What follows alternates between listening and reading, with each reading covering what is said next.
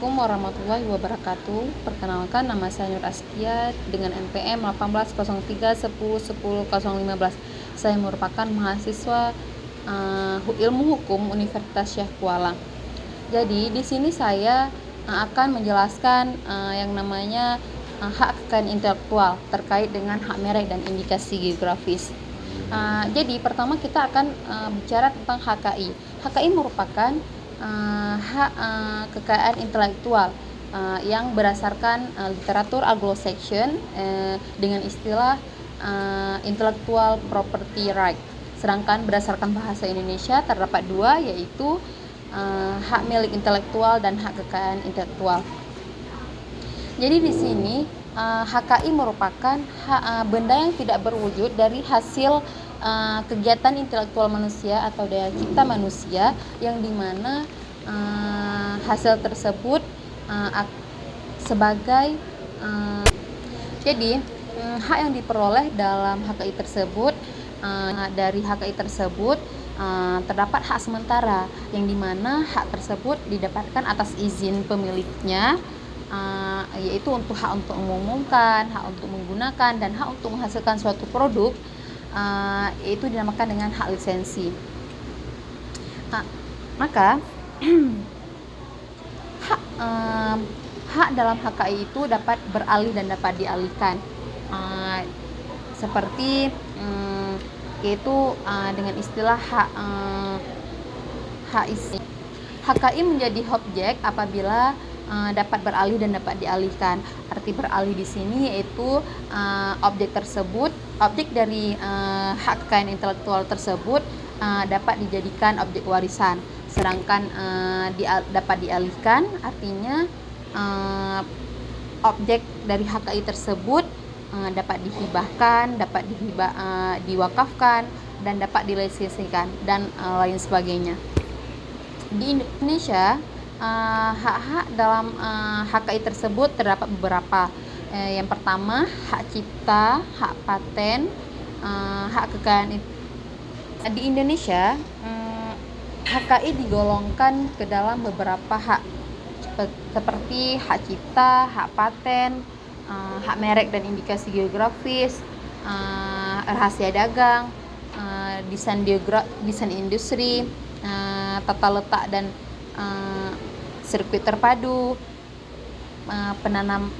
perlindungan terhadap varietas tanaman. Namun di sini saya akan menjelaskan yaitu terkait dengan hak merek dan indikasi geografis. Jadi saya di sini lebih spesifiknya menjelaskan mengenai tentang merek dan indikasi geografis.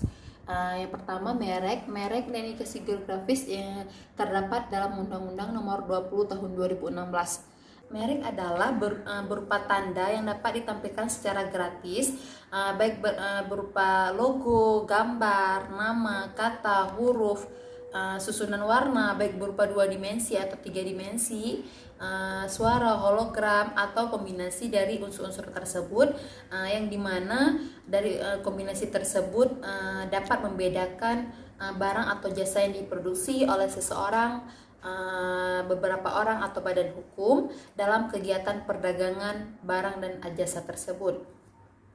Namun merek terbagi dua, yaitu merek dagang dan merek jasa.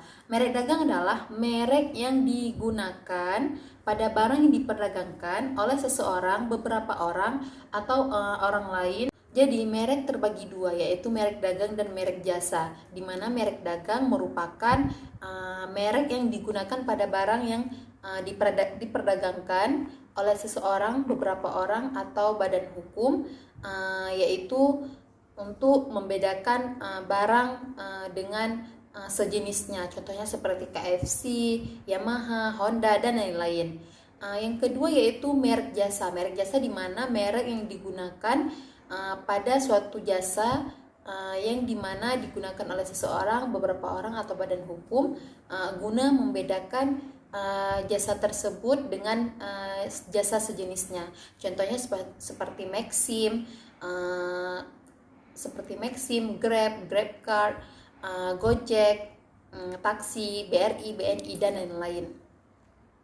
Namun terdapat juga indikasi geografis. Indikasi geografis yaitu suatu benda yang digunakan yang dapat menunjukkan daerah asal suatu barang dan produk yang dihasilkan, yang dimana terdapat dua faktor, yaitu faktor alam dan faktor manusia, atau kombinasi dari faktor tersebut untuk membedakan karakteristik dari barang tertentu, yaitu dan dari hasil produksi tersebut maka terdapat perbedaan, yaitu karakteristik, kualitas, dan reputasi dari barang yang dihasilkan. Jadi indikasi geografis yaitu dapat berupa misalnya kopi Aceh, maka kopi Aceh tersebut ketika didaftarkan terdapat karakteristik yang berbeda, reputasi yang berbeda terhadap kopi-kopi yang ada di Indonesia.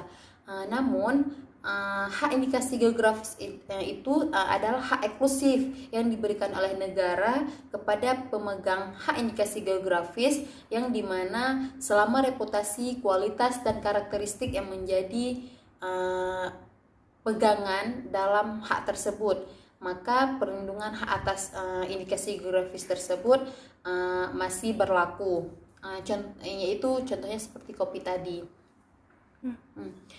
Namun merek tersebut dilindungi terdiri atas tanda berupa gambar, logo, nama, kata, huruf, angka, susunan warna baik berupa 2 dimensi atau 3 dimensi, dan suara, hologram atau kombinasi dari dua unsur tersebut, yang dimana untuk membedakan barang atau jasa yang dibuat oleh seseorang atau badan hukum dalam kegiatan perdagangan barang dan atau jasa tersebut.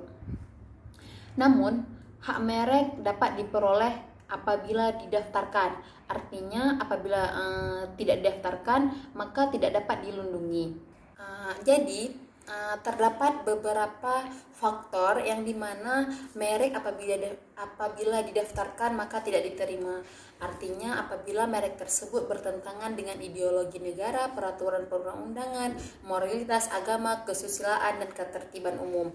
Yang kedua, sama dengan, berkaitan dengan, atau hanya menyebut barang atau jasa tersebut yang dimohonkan persetujuannya, pendaftarannya.